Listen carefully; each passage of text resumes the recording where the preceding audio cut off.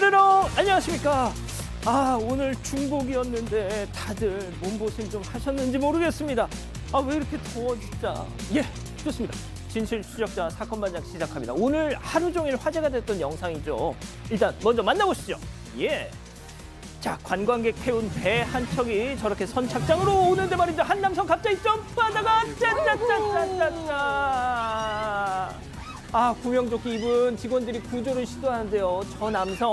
저 남성 말이죠. 한국인 관광객, 태국에 가 있는 방콕에 있는 한국인 관광객이었습니다. 그 몇 초를 못 참고 빨리 가겠다고 하다가 그만 저렇게 세계적으로 망신살이 뻗쳤네요. 자, 오늘 출연자 소개해 올리죠. 예.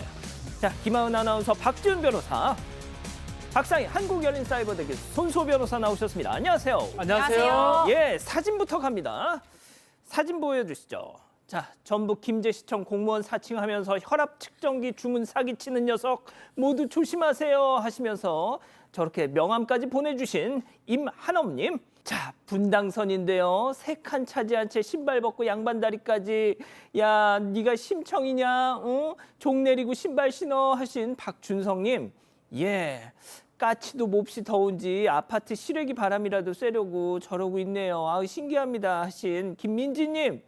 자, 지난 토요일 교통카드를 깜빡해서 버스에 무임승차를 했어요. 그럼에도 잔소리 한마디 않고 목적지까지 태워주신 진주시 부산교통 280번 기사님 완전 감사합니다 하신 장현자님, 최정민님, 정우정님 모두 사랑합니다. 자, 재미는 물론 의리로 함께하는 아세사바주세이 시라고! 대한민국과 전 세계 동포 가족 여러분의 시선을 모아서 출발합니다.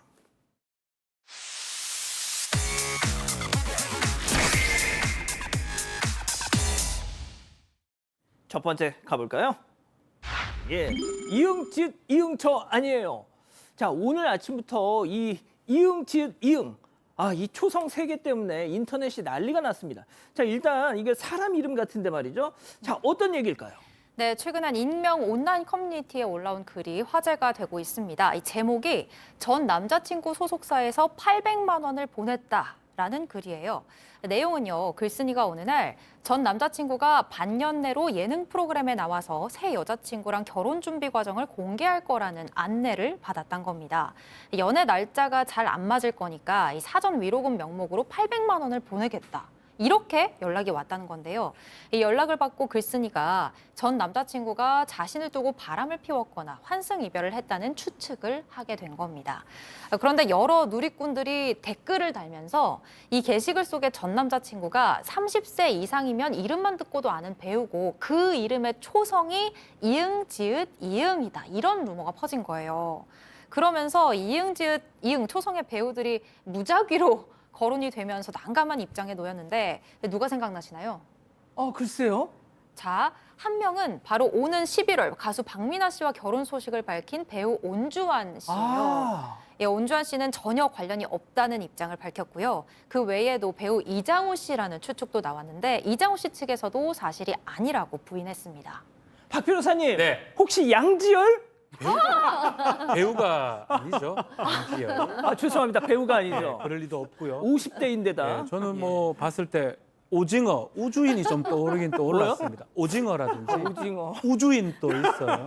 사투리로 아지아라고 이렇게 그런 것도 있는데 그런 게 떠올랐는데 일단은 이렇게 논란이 크다 보니까 또 많은 배우들이 좀 언급이 되니까 결국 글 쓴 사람이 해명을 좀 했습니다. 사실은 자신이 쓰긴 썼는데 이응, 지읒, 이응 이렇게 쓰진 않았는데 배우라고 하지 않았는데 이게 왜곡돼서 퍼졌다고 하고요. 그렇구나. 예, 그래서 무관한 연예인들이 지금 지목을 받고 또 기사된 거가 상당히 우와. 놀랍다라고 하고요. 결국은 특정 인물을 지목한 건 아니다. 또 이렇게 유추되는 것도 바라지 않는다라고 얘기합니다.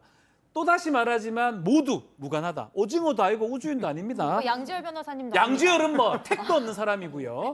네, 앞으로 오해 또 추측이 없기를 바란다고 합니다. 좋습니다. 예, 다음 이어가죠. 환불 요구하다가 철퍼덕입니다. 자, 보기만 해도 열이 확 오르는 충격적인 장면 제보 영상 만나보시죠. 자, 카페에 방문한 남성 손님 키오스크로 꾹꾹꾹 결제 딱. 자, 잠시 후 주문서 들고 와서요. 갑자기 말이죠. 환불을 요구한대요. 하지만 이미 준비된 음료와 핫도그. 자, 남성은 이내 저 음료와 핫도그를 바닥에다가 퍽! 냅다 퍽! 퍽! 자, 가게 안은 일순간 아수라장. 자, 컵은 저렇게 또르르르르르르르르르르르르르 굴러가는 거 좀 보세요. 니들 이따구로 장사해라 하면서 저렇게 나가 버립니다. 아, 제가 몇 번을 얘기합니까? 여름만 되면 등장하는 저 음식물 패대기족. 본인만 짜증나요? 그러니까 말입니다. 아니 이미 결제가 돼서 음식이 나온 건데 저렇게 던질 일이 아니죠. 지난 26일 제보자가 운영하는 카페에서 일어난 일입니다. 당시 카페에는 제보자 없이 직원들만 있던 상황이었는데요.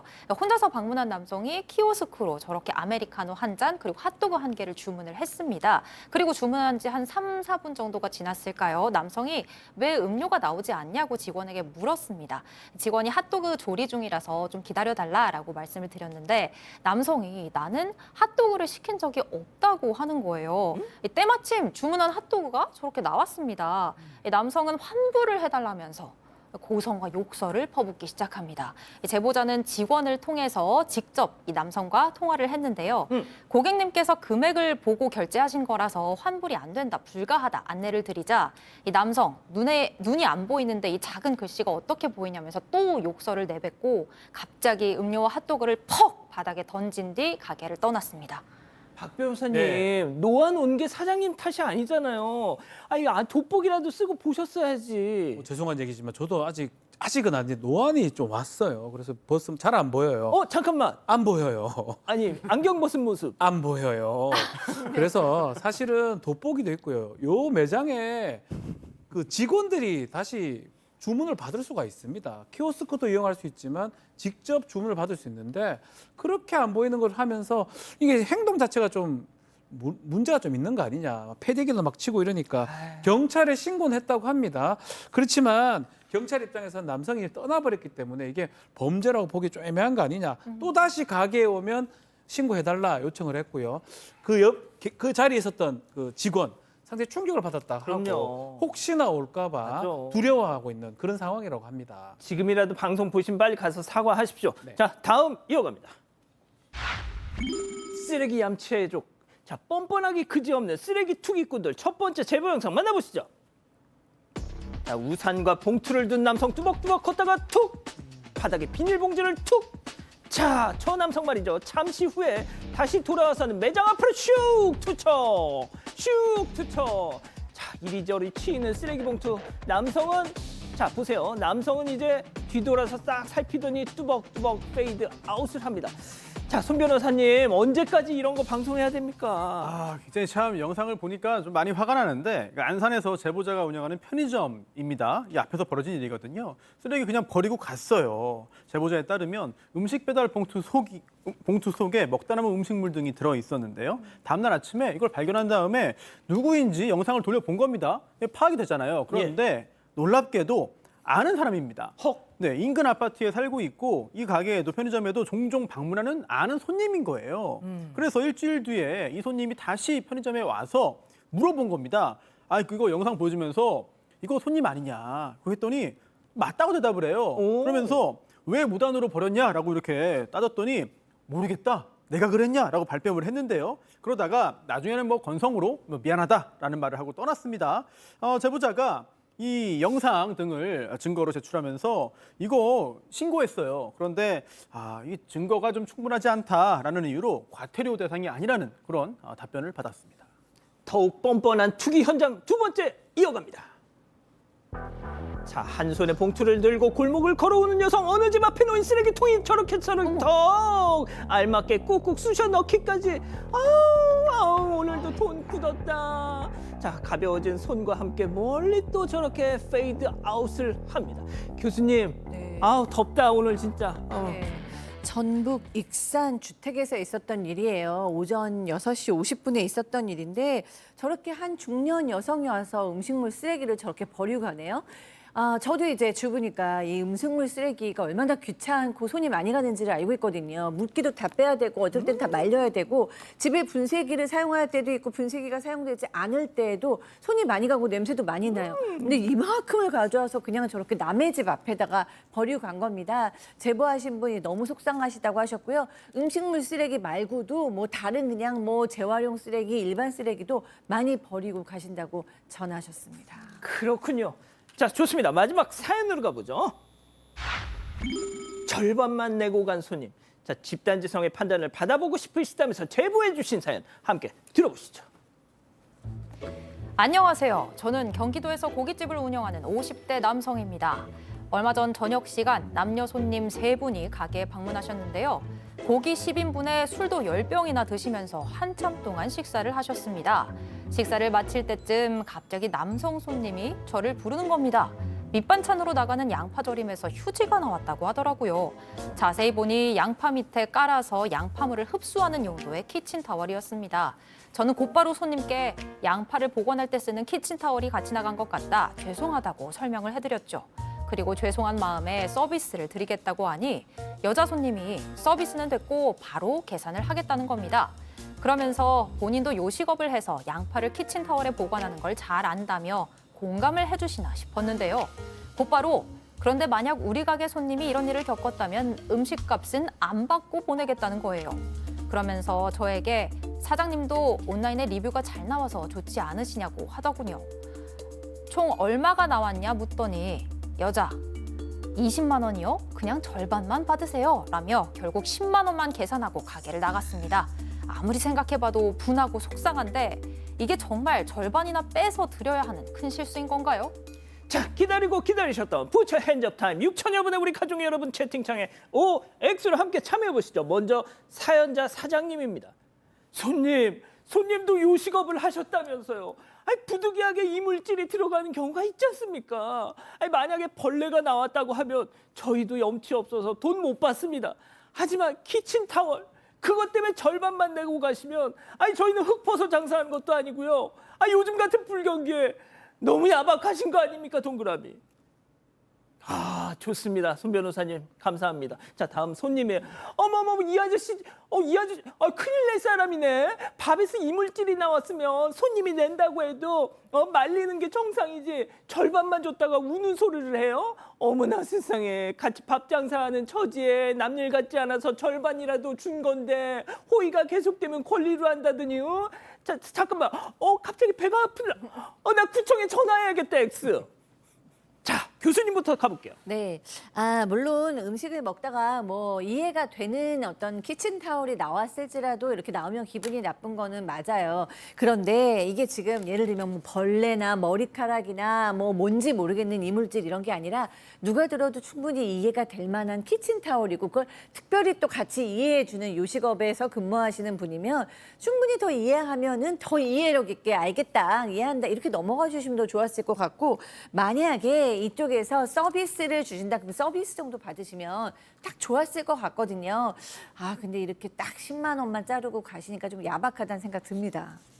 박 변호사님. 또 좀 취향적인 측면도 있는 것 같습니다. 근데 같은 요식업을 하기도 하고 생물이 이제 있다면 그건 다른 문제죠. 생물도 이제 먹을 수 없는 생물이 있나 모르겠는데 벌레 같은 거. 벌레 같은 거 그런 게 있다면 모르겠지만 휴지 정도는 좀 이해를 좀 해줘야 되는 거 아니냐.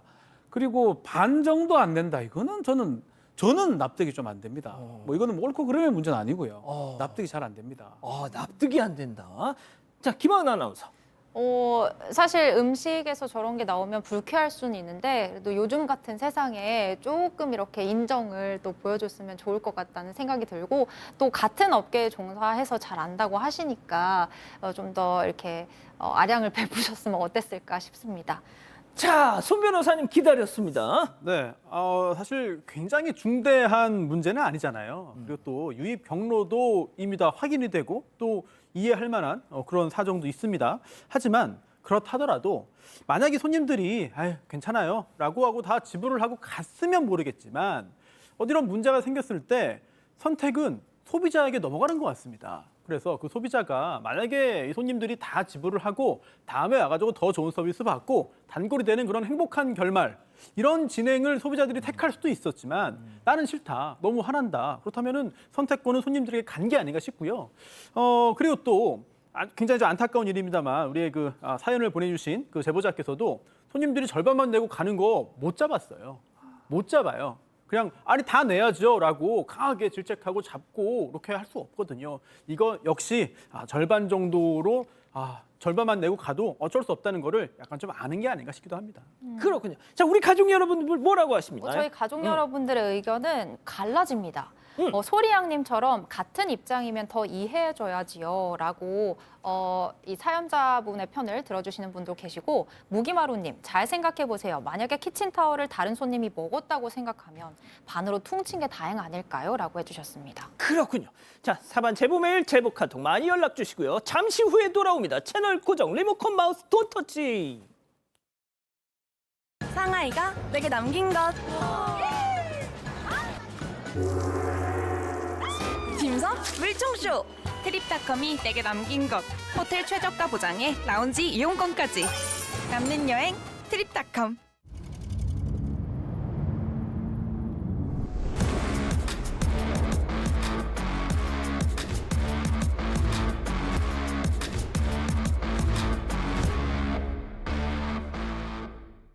알바 천국에서 최강 알바 투입합니다. 성실 최강 알바 투입. 그 MG 감성 어렵네. 센스 최강 알바. 일머리 최강 알바 투입 완료. 최강 알바로 사장 천국. 알바 천국. 센트룸은 생애주기 건강을 연구합니다. 성별, 연령에 따라 생애주기에 딱 맞춘 과학적 설계. 건강 이제 한 팩으로 맞추자. 센트룸 원데이 팩.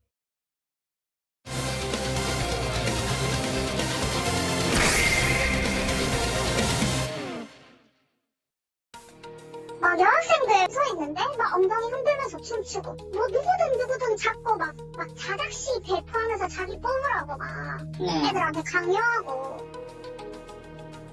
교탁 앞에서 춤을 추고 노래를 하는가 하면 선거 홍보용 띠를 두르고 뭔가를 열심히 설명하는 60대 남성.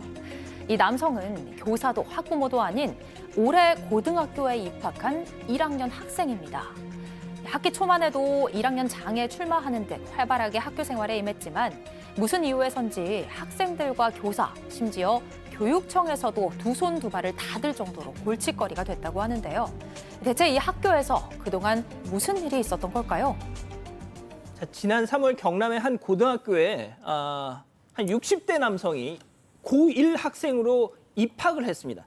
앞서 보신 것처럼 학기 초만 해도 선거에도 나가고 활발하게 학교 생활을 해 나갔는데 점점 주변 학생들과 교사들을 힘들게 하고 있다는 여러분들의 익명의 제보가 들어왔습니다. 굉장히 신기한 일입니다. 그리고 사건 반장에서 진짜 매일 여러 가지 사건들을 소개하잖아요. 이런 사건은 처음 봤습니다. 왜냐하면 가끔 60대 남성, 여성이 학교 다니는 경우 있잖아요. 근데 가정 형편이 안 좋아서 여건이 그동안 여의치 않아서 뒤늦게 이제 학교를 다니는 그런 만학도 아니겠느냐라고 생각할 수 있는데 놀랍게도 전혀 그렇지 않습니다.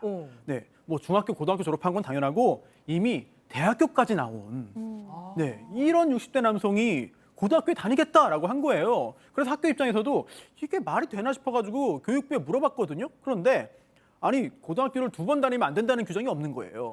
중학교를 졸업했으면 고등학교를 갈 수 있다. 따라서 더군다나 이제 이 지역이 경남이 평준화 지역이기 때문에 특정 학교에 배정이 되면 다른 데 가세요라고 할 수도 없는 거예요. 그러다 보니까 이 학교에서 지금 학교 생활을 하고 있는데 이렇게 된 이상 학교에서는 또 좀 기대를 좀 했습니다.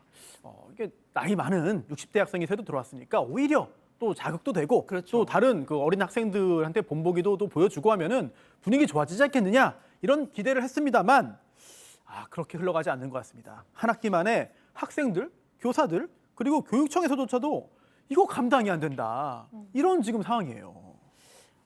제가 처음에 이 제보를 받았는데 처음에 딱 보고서 든 생각은 뭐였냐면 이 영화 두사부일체 정준호 씨가 이렇게 다시 들어오잖아요. 근데 정준호 씨는 그때 그 고교 졸업장이 없었거든요. 그래서 이제 입학을 한 거였는데 이분은 지금 대학사까지 있는 분입니다. 자, 손죽버린 고등학생들과 함께 수업을 듣는다는 게 본인도 여러모로 쉽지 않았을 것 같은데 말이죠. 네, 뭐 그럼에도 불구하고 이렇게 영상들 보면 본인은 좀 즐기고 계시는 것 같잖아요. 근데 이제 문제는 학생들이 힘들어한다는 겁니다. 학생들이 익명으로 설문을 했는데 여러 지금 의견이 나왔어요. 근데 힘들다는 의견이 많았습니다. 맨 처음에는 뭐 호기심도 있고 재미도 있었는데 시간이 지나면서 좀 불편하다 그러면서 본인을 망고 오빠라고 부르라고 하는데 도대체 할아버지 뻘한테 어떻게 오빠라고 부르냐 뭐 이런 불쾌하다 이런 얘기도 있었고요.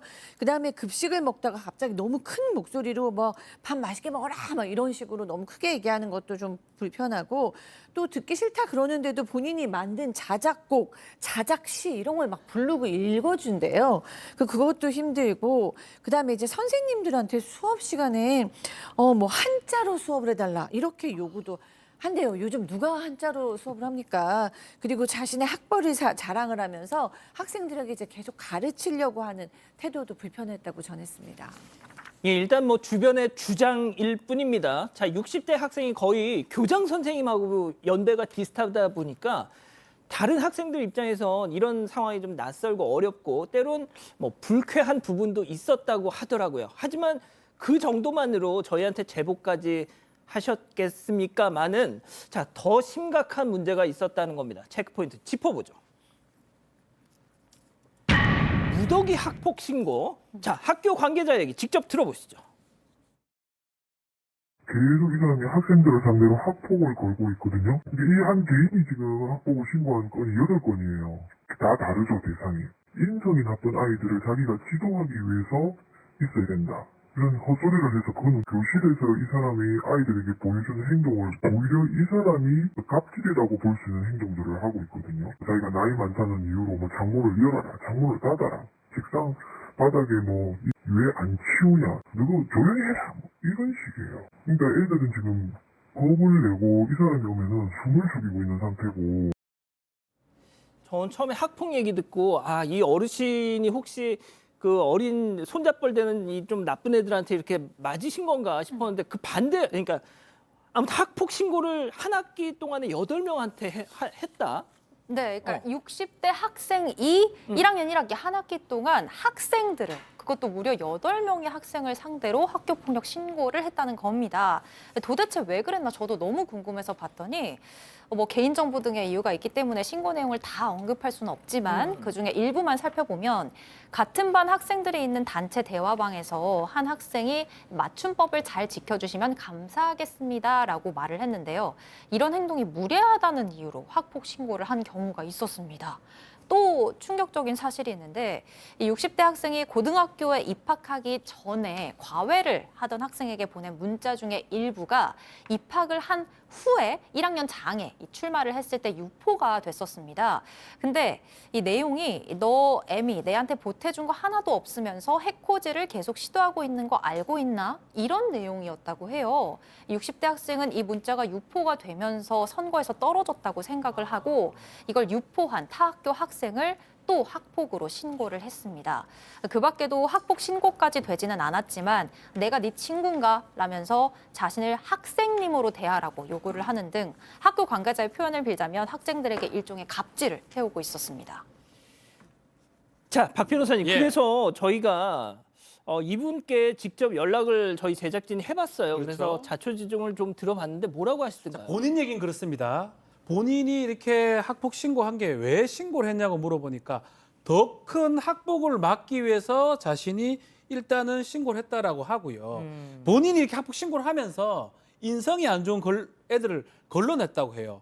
지금은 작은 학폭이지만 더 큰 학폭을 미연에 방지하는 일종의 자신이 완충지대 역할을 한 것이다라고 주장을 하고 있습니다. 그러면서 학생들한테 이렇게 시달림 당했지만 자신 스스로는 가벼운 욕설 같은 거 한 적도 없고 그러니까 자기가 할 수 있는 방법은 사실 학폭 신고밖에 없지 않느냐 이 말씀도 하고요.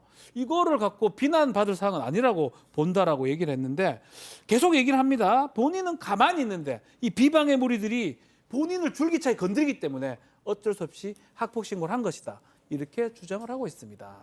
제가 보통 이렇게 10대들 학폭 사건 같은 거 전해드릴 때는 막 저도 막 모르게 흥분을 해서 이 어린 놈의 자식들이 막 이렇게 좀 비속어를 쓰기도 하는데 어르신이다 보니까 제가 참 그런 말씀도 못 드리겠고 60대 이 학생분 얘기는 이겁니다. 내가 피해자다 이런 입장이신 건데 자 그런데 말이죠. 사실 그 해당 학교와 지역 교육청에서는 이 60대 학생이 입학하기 전부터 이런 상황들을 미리 예견했었다고 합니다. 왜 그랬을까요? 자 경상남도 교육청 관계자 얘기 직접 들어보시죠. 그다음에 이분이 이제 원래 그 자녀들을 이제 양육할 때 학부모로서도 자녀를 보호한다는 명목으로 학교나 뭐 교육청을 너무 힘들게 했던 그런 전력이 있던 분이라서 저희가 좀 많이 예상을 했으나 이거 막을 방법이 없어서 저희도 계속 교육부에다가 대학까지 받은 사람은 좀 입학 자격을 좀 어떻게 해달라 이렇게 얘기를 그러니까 교육부도 이미 다 알고 있고요. 어떻게 보면 악성 민원을 많이 제기했던 분이기 때문에 법의 사각지대를 너무 잘 알고 이런 분이라 저희도 좀 어렵습니다. 아 교수님 이 경남교육청에서 막 저렇게 어려움을 호소할 정도네요. 네, 그렇습니다. 학교와 교육청 모두가 힘들었대요. 왜냐하면 이분이 학부모일 때 학교 운영위원장이었다고 합니다. 근데 그때도 굉장히 좀 민원이 많고 좀 학교와 교육청을 힘들게 했대요. 그러니까 예를 들면 급식의 질을 향상시키겠다고 하면서 본인이 개발한 급식법을 도교육청에 제안을 했는데 이 과정이 순탄치 않자 본인이 사비로 홍보물을 5,000장을 만들어서 막 배포를 했어요. 그러니까 이런 것도 힘들었고 그 외에도 여러 가지가 있는데 자녀와 관련된 사안이라서 언급하기는 좀 어렵다고 합니다. 그러니까 학교와 교육청이 이 사람의 이런 성품을 알고 있었기 때문에 이제 입학을 한 후에도 좀 문제가 있겠다 싶어서 교육부에 관련 문의를 했대요. 그런데 우리나라 헌법 31조에는 모든 국민은 능력에 따라 균등하게 교육을 받을 권리를 가진다라는 조항이 있는데 이 조항 때문에 대학교까지 16년 동안 이미 교육을 받았지만 입학을 못 받게 할 근거는 없다라고 얘기했습니다. 자, 이 60대 고등학교 1학년 학생의 입장 아주 방대한 이 서면 답변서를 보냈는데 조금만 더 소개를 해주시죠. 네, 이 논란이 된 부분에 대해서 16페이지에 달하는 답변서를 보내왔고 관련 증거 자료로만 60페이지, 60페이지에 달하는 분량을 첨부를 했는데요. 일단 본인이 고등학교에 다시 입학한 이유가 인생 철학을 확인하기 위해서다. 더불어 한의대에 가면 더 좋겠다. 이렇게 밝히면서 시작되는 이 내용을 좀 더 소개를 해드리겠습니다. 자, 60대 학생. 여학생들에게 망고 오빠라고 부르라고 강요한 적이 없다. 춤과 노래도 여학생들이 먼저 요청한 거다라고 주장을 했고요. 또 학생들에게 월권 행사를 안 했다. 녹취나 증거가 있는가? 여학생들에게 돋보이고 싶은 비방의 무리들이 말을 꾸며냈다. 이렇게 주장을 했습니다.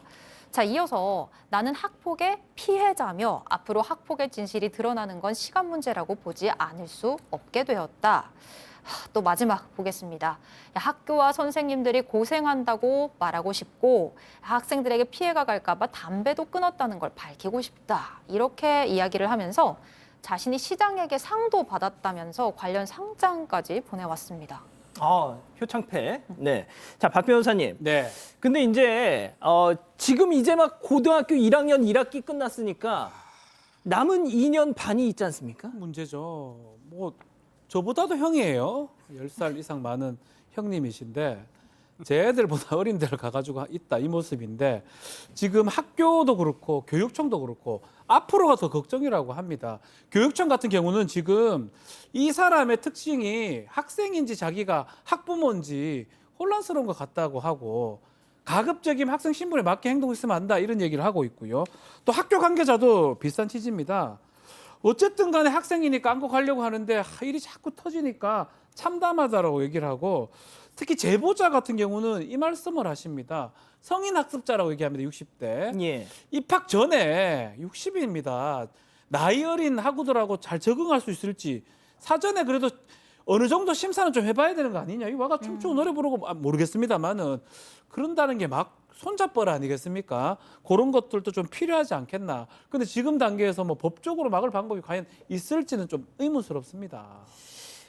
진짜 이런 경우도 있네요. 진짜 조금 모르겠습니다. 이 60대 학생 본인의 입장과는 좀 다르게 그 주변이 느끼는 그 감정은 좀 다른 것 같긴 합니다. 첫 번째 이렇게 정리하고요. 두 번째 사건 이어갑니다.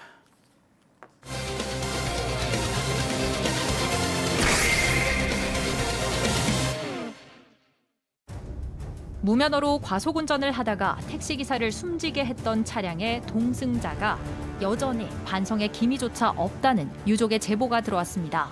이 동승자는 사고 직후 SNS에 춤을 추는 영상을 올려 논란이 됐었는데 지금도 무면허 운전자의 차량을 타고 다닌다는 주장입니다.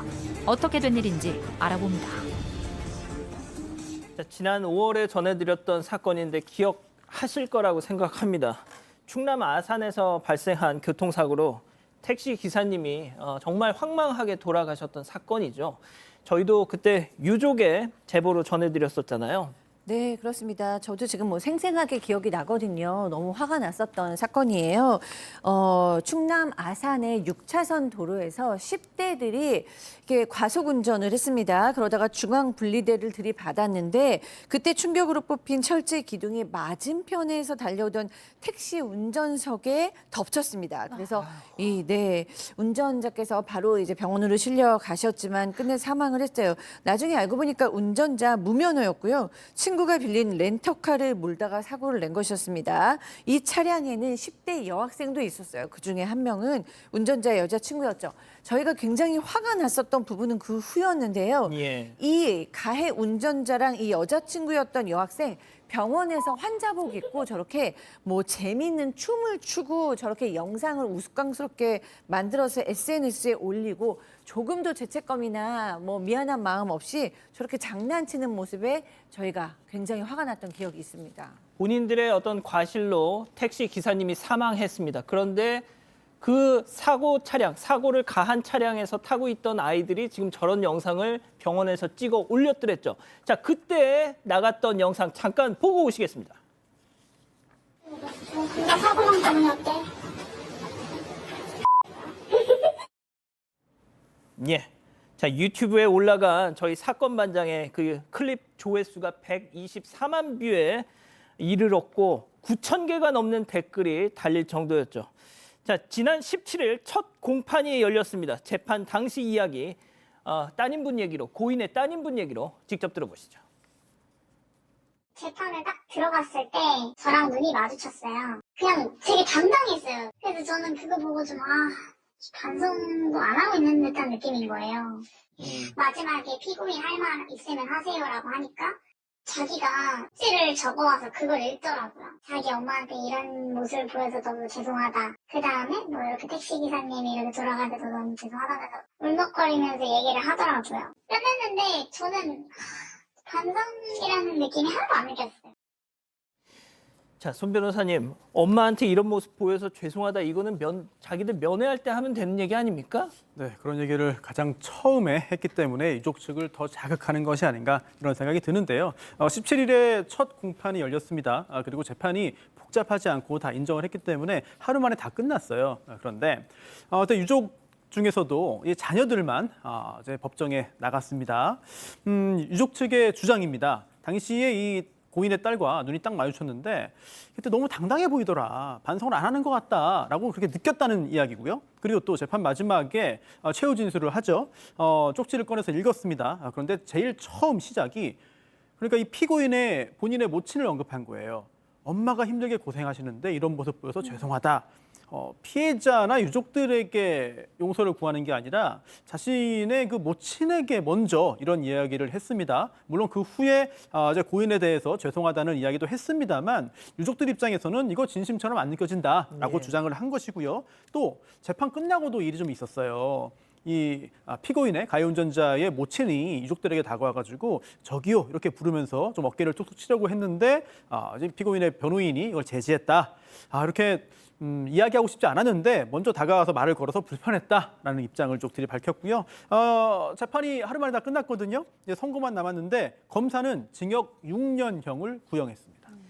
자, 일단 그 10대 가해 운전자는 징역 6년 구형입니다. 자, 그러면 아까 그 병실에 있던 그 여자아이, 조수석에 있던 동승자 어떻게 됐을까요? 체크포인트 짚어보죠. 피해자이기 때문에 무슨 얘기일까요? 따님분 얘기 이어서 들어보시죠. 알고 쳤다고 검사한테 말했는데도 이게 피해자라고 하니까 동승자는 어떻게 처벌이 안 되나요? 그러니까 경찰 측에서는 지금 이 사람들도 뭐 무면허 운전의 피해자기 때문에 저희가 뭐 할 수 있는 건 아무것도 없다 이렇게 말씀을 하시니까 아니 근데 그게 어떻게 모르고 탈 수가 있냐 여자친구인데 말이 안 된다 이렇게 말을 해도 증거가 없으니까 저희가 뭐 어떻게 할 수가 없는 거예요. 그러니까 이제 저희는 답답할 노릇이고 소동 수사도 너무 별로였고 뭐 도움을 받은 건 하나도 없어요. 왜냐면 저희가 알아서 어떻게 SNS 해가지고 아는 지인분들이 막 제보해주고 사진 주고 이러니까 그때 안 거지. 경찰 측은 그냥 뭐 했는지 모르겠어요 솔직히. 아니 이게 무슨 소리예요 도대체? 네, 그러니까 가해 차량의 동승자들이 피의자로 조사를 받은 적이 없고 경찰에서 이들을 피해자로 분류를 했다는 거예요. 유족이 사고 당시 동승자였던 여학생이 이 가해 운전자와 연인 관계였는데 무면허라는 걸 몰랐을 리가 없다고 했지만 받아들여지지 않았습니다. 유족 변호인은 경찰이 가해 운전자가 몰았던 렌터카를 빌린 남성에 대해서는 무면허 방조 혐의 판단 중이라고 했지만 동승자 2명에 대해서는 피해자로 분류를 했다면서 동승했다는 이유로 피해자로만 분류하는 게 맞는지 상식적으로 납득이 안 간다고 전했습니다. 심지어 가해 운전자도 검찰 진술에서 이 동승자들이 본인이 무면허라는 걸 알고 있었다고 진술을 했대요. 하지만 결과는 달라지지 않았습니다. 아, 그 여자애들도 제가 무면허였던 거 다 알고 있었어요 라고 진술을 했지만 달라진 건 없었다. 자, 박 변호사님. 예. 유족들을 화나게 만든 건 뿐만 아니었습니다. 방송 이후로도 따님의 SNS로 제보가 많이 왔다면서요. 자, 이 여자친구였던 여학생인데요. 실제로 지금 병원에서 뭐 욕설 비슷한 내용이라든지 필터 이용해서 이상한 우스꽝스러운 뭐 조롱한 듯한 그런 영상들 그때도 문제가 됐지만 그 이후에도 계속적으로 제보라든지 내용들이 전해지고 있습니다. 이 학생 자퇴하긴 했는 것 같습니다. 그렇지만 제보에 따르면 SNS에 또 오토바이 타는 영상을 또 올렸다고 해요. 그러니까 병실에 있던 아이가 저예요. 맞습니다. 무면허 오토바이를 타다가 검거되는 일이 있었다라고 하고요. 여전히 무면허 운전을 방조한다고 하고 또 다른 제보에 따르면 고급 외제차를 얻어 탔다고 자랑하기도 하고 미성년자잖아요. 그럼에도 불구하고 술에 취해서 자동차 뒷좌석에서 뻗어 있는 사진까지 이렇게 제보를 받았다고 합니다. 이 사람 사실 처벌 안 받았지만 무면허 운전자 방관자라고 봐야 되는데 사망사고 이후에도 계속 반복하기 때문에 유족들 입장에서는 상당히 화가 난다고 합니다. 저희가 경찰 측에 저 여자아이가 왜 피해자로 분류됐는지 좀 물어봤잖아요. 네, 그렇습니다. 그때는 이제 경찰 관계자는 동승자를 피해자가 아니고 참고인으로 조사를 했다라고 설명을 했어요. 그러니까 가해 운전자가 이제 평소 때 친구들한테 운전면허증 있다라고 얘기했기 때문에 방조죄로 기소하기에는 좀 어려움이 있었다고 얘기를 했습니다.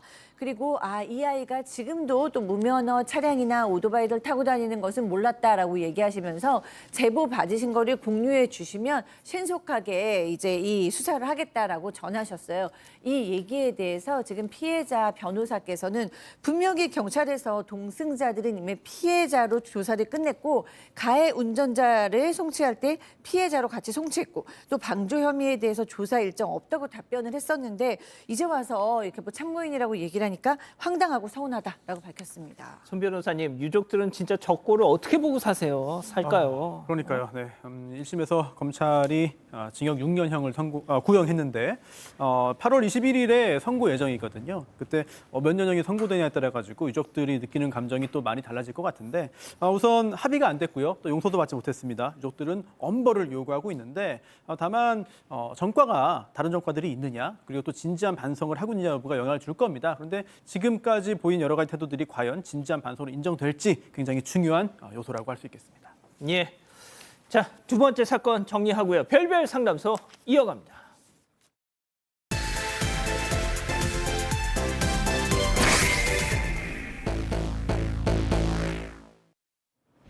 한 여성이 충격적인 전화를 받고 곧장 병원으로 달려갑니다. 그곳엔 여성의 엄마가 의식이 없는 채로 누워 있는데요. 몸 곳곳에 멍자국까지 보입니다. 불과 어제까지만 해도 멀쩡히 일상을 보냈던 엄마인데 도대체 무슨 일이 있었던 걸까요? 자, 오늘은 엄마의 사고 원인을 밝히고 싶다는 가족분의 제보입니다. 네, 제보자는 40대 여성이고요. 고등학교 시절에 엄마가 재혼하면서 새아빠가 생겼다고 합니다. 그런데 이 제보자는 고등학교 때도 기숙사가 있는 학교를 다녔고요. 또 대학교도 집에서 다니지 않았기 때문에 새아빠와는 뭐 별로 친하질 않았어요. 근데 이제 본가에서 함께 지냈던 여동생이 있는데 이 여동생 말에 따르면 새아빠와 엄마는 평소 때는 잘 지냈지만 가끔 돈 문제로 좀 이제 다투는 일이 종종 있었고요. 이 평소 때는 이 새아빠가 온순했지만 술을 마시면 돌변해서 고성을 지르거나 물건을 던질 적도 있었습니다. 어쨌든 이 엄마와 새아빠는 20년을 같이 살았다고 합니다. 자, 그런데 얼마 전 이 제보자 따님은 병원으로부터 충격적인 전화 한 통을 받습니다. 직접 얘기 들어보시죠. 엄마가 쓰러졌다. 그래서 응급실에 있다면서 연락이 왔습니다. 가서 엄마 상태를 봤을 때는 혼수 상태였고 눈은 껌뻑껌뻑 있고 있었는데 팔이랑 다리 같은 데 멍 같은 게 되게 많았고 이빨도 피가 이렇게 잇몸에서 흘러져 나와서 까맸어요. 혼수 상태? 네, 엄마가 직장에 출근을 했다가 불과 10분 만에 쓰러져서 저렇게 응급실에 실려갔던 거였습니다. 제보자가 연락을 받고 바로 병원으로 달려갔지만 이미 엄마는 의식을 잃은 상태였습니다. 너무 놀라서 엄마 몸을 살펴봤는데요. 몸 곳곳에 선명한 멍자국들이 보였다고 해요. 의사는 갑작스러운 심장 질환을 의심했지만 엄마의 상태가 쉽게 설명되지 않았습니다. 뒤늦게 이 새아빠도 병원에 도착을 했는데요. 아침까지만 해도 멀쩡했다면서 당황한 모습을 보였고 아마 회사에서 쓰러지면서 멍이 들었나 보다 이렇게 말을 했다고 합니다. 그럼 계속 깨어나지 못하신 건가요? 자, 그동안 병간호 오롯이 여동생하고 제보자가 했는데 어느 날 기적적으로 2달 만에 어머니가 깨어나게 됩니다. 아유. 문제는 깨어나긴 깨어났지만 예. 그동안 너무 오래 있었기 때문에 중증 장애를 얻게 됐고요. 아. 문제는 사고 당시 기억을 전혀 하지 못하는 상황이라고 합니다. 그 이후에 새아버지의 생활 태도가 확 바뀌기 시작했는데 술 먹고 와가지고 제보자 앞에서 엄마 어눌한 발음을 좀 장애가 있으니까 예. 따라하면서 조롱을 하고 예. 있다고 하고요. 그러면서 너가 엄마 요양원 보내라. 소변도 못 가려 더러워 죽겠다. 이런 화를 내면서 얘기를 했다고 합니다. 결국은 제보자나 여동생 입장에서는 도저히 같이 있으면 안 되겠다 생각이 들어서 엄마를 제보자 집으로 모셔왔다고 합니다.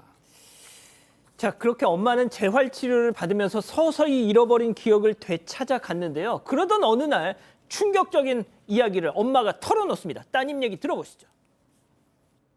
걔가 나를 밀쳐서 내가 쓰러졌다. 근데 이제 엄마한테 다시 엄마 아저씨가 밀친 거 맞아? 하면은 몰라. 그냥 이렇게 말해요. 엄마 그러지 말고 얘기해봐. 난 신고 안 할게. 이렇게까지 했는데 머리가 너무 아파. 물어보지 마. 이렇게 얘기하시더라고요. 밀쳐서 쓰러졌다고요? 네, 제보자가 엄마를 집으로 모셔온 다음에 매일같이 재활치료를 도왔습니다. 그래서 기억이 조금씩 살아난 거예요. 그러던 중에 어느 날 엄마가 제보자에게 충격적인 얘기를 합니다. 새아빠를 조심해라. 그리고 또 여기에 이어서 그날 그 사람이, 그러니까 새아빠가 나를 밀치고 때려서 쓰러졌는데 너무 아팠지만 출근을 했다는 거예요. 그렇다면 그래서 출근했지만 그 후에 쓰러졌다고 이제 이해가 되잖아요. 그래서 깜짝 놀란 제보자가 급히 녹음기를 켜고 그 내용을 녹음하려고 했습니다. 다시 물어본 거죠. 네네. 하지만 녹음기를 본 엄마가 됐다. 나 머리 아프다. 그만하자. 이렇게 거부했습니다. 몇 번이나 그 후에도 물어봤지만 계속해서 이야기를 피했습니다. 아니, 그러면은 그 새아빠라는 인간한테 찾아가서 따져 물어야죠. 그렇죠. 여기서 멈추지 않고 제보자 당연히 새아빠를 찾아가서 따져 물었습니다. 그런데 새아빠는 말도 안 되는 소리다. 생사람 잡지 말라면서 펄쩍 뛰더라고요. 그러니까 정상도 아닌 사람의 말을 믿냐면서 오히려 엄마를 문제 삼았다고 합니다. 제보자는 너무 억울해서 경찰도 찾아가 봤지만 이미 시간이 오래 지나가 버렸고 집안에 CCTV나 뚜렷한 증거가 없었습니다. 게다가 엄마 역시 상태가 완전히 회복되지 않았고 사고 당시 이야기를 꺼내려고 하지 않아서 결국 뒤돌아설 수밖에 없었는데요. 그러다가 최근에 제보자가 엄마 명의로 된 본가를 정리하기 위해서 집을 찾아갔습니다. 그런데 집 비밀번호가 바뀌어 있고 아무리 문을 두드려도 아무 반응이 없는 거예요. 결국 경찰을 불러서 강제로 문을 땄는데 집 안에 대낮부터 술에 취한 채 잠든 새아빠가 있었고 집은 아주 엉망이 되어 있었습니다. 아니, 보니까 그 집도 이 남자 명의가 아니라 이 제보자분 엄마 명의로 돼. 그럼 당장 내쫓아야죠, 그럼. 버티고 있습니다. 그런데 이 버티는 상황이 굉장히 좀 뻔뻔하다는 생각을 지울 수가 없는데요. 처음에 이랬어요. 아니 내가 이사 나갈 돈이 어디 있냐. 엄마 회복되면 내가 계속 같이 살 거다라고 말을 했는데 그러다가 또 얼마 지나지 않아서 또 말을 바꿉니다. 내가 가을에 나갈게라고 했어요. 그래서 이 딸이 그럼 올해 10월쯤 나가는 거냐 물어봤더니 아니 내년 가을. 이렇게 말장난을 하면서 희롱을 했습니다.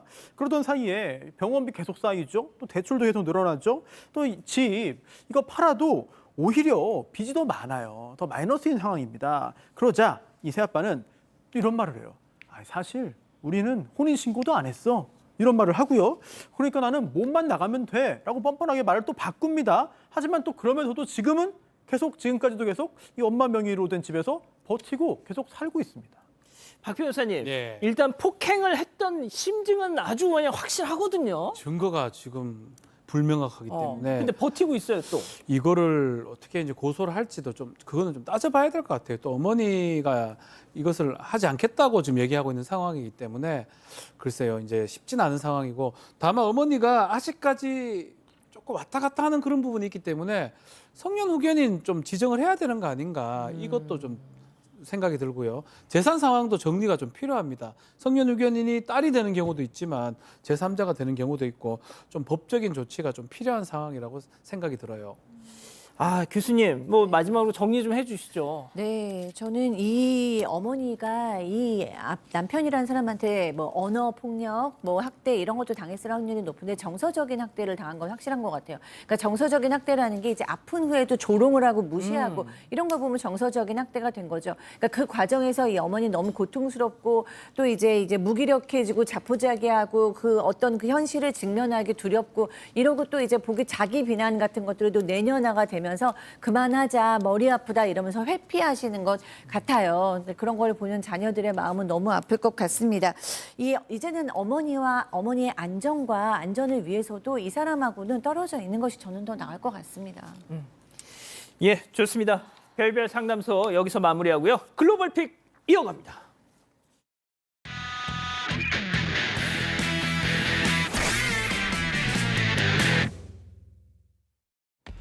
근사한 호텔 앞에 사람들이 모여 있습니다. 이 차에 타는 남성 앞으로 또 다른 차가 서 있는데 살짝 흔들리는가 싶더니 갑자기 뒤로 돌진해 옵니다. 남성이 탄 차를 밀어내고 저렇게 유리부분까지 쾅 깨버리는데요. 그 바람에 호텔에서 나오던 사람이 차에 부딪혔다가 겨우 중심을 잡습니다. 사람 쏘네. 순식간에 벌어진 사고에 모두가 놀란 모습인데요. 운전자가 후진을 하려는데 브레이크를 밟는다는 게 그만 실수로 가속 페달을 밟아버린 겁니다.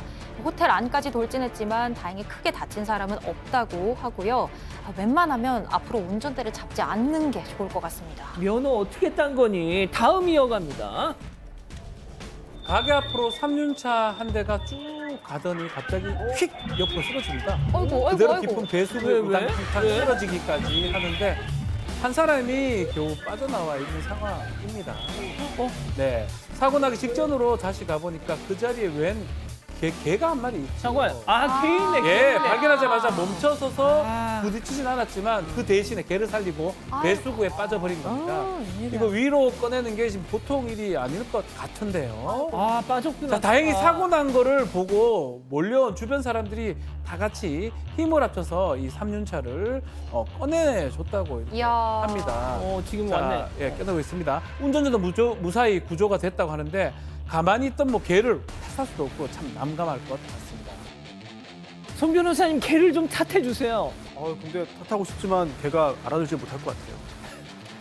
자, 다음 이어갑니다. 죄송합니다. 한 여성이 깊은 물속에 지금 빠져 있습니다. 팔다리를 쭉 펴서 무리를 또 떠보려고 하지만 자꾸만 얼굴이 가라앉는 모습입니다. 수영하는 거예요? 자, 이때 한 남성이 혜성처럼 등장합니다. 망설임 없이 물에 뛰어들더니 부지런히 헤엄쳐 갑니다. 마침내 여성에게 닿은 남성. 머리 쪽을 붙잡고 다시 열심히 영차 물을 향해 움직인 끝에 무사히 구조에 이렇게 성공하게 됩니다. 지금 이거 어떻게 된 얘기예요? 네네, 저 남성의 정체가 매우 놀랍습니다. 한때 군인이었습니다. 지금은 공익구조단체에서 활동을 하고 있다고 하고요. 사고 났을 때 마침 그 자리에 남성이 있었던 게 천운이 아니었나 싶습니다. 이게 저 여성분이 혹시 그런 걸 하려고 했던 거예요. 그건 알 수가 없답니다. 아, 그렇군요. 아무튼 자, 마지막 영상 이어갑니다. 자, 신이 난 강아지의 꼬리가 위아래로 흔들리는데 아. 그 밑에 누워있는 고양이는 무슨 죄인가요? 봉변을 당하고 있습니다. 움직일 때마다 얼굴을 퍽퍽 두드려 맞는데요. 아, 나와 그럼. 아, 그런데 이 순둥이 고양이 앙칼지게 이만 드러내고 도통 움직이질 않아요. 뭐야? 또 다른 고양이는 움직이는 꼬리가 재미있었는지 잡기놀이를 하는데요. 자, 그걸 본 강아지 귀찮아하지도 않고 계속 꼬리를 흔들어 줍니다. 아, 저걸 또 감당을 하네요, 그냥 다.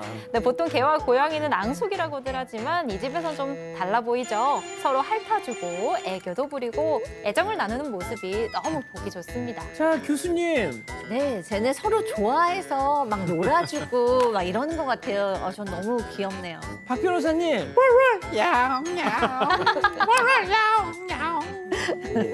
아유, 좋습니다. 예.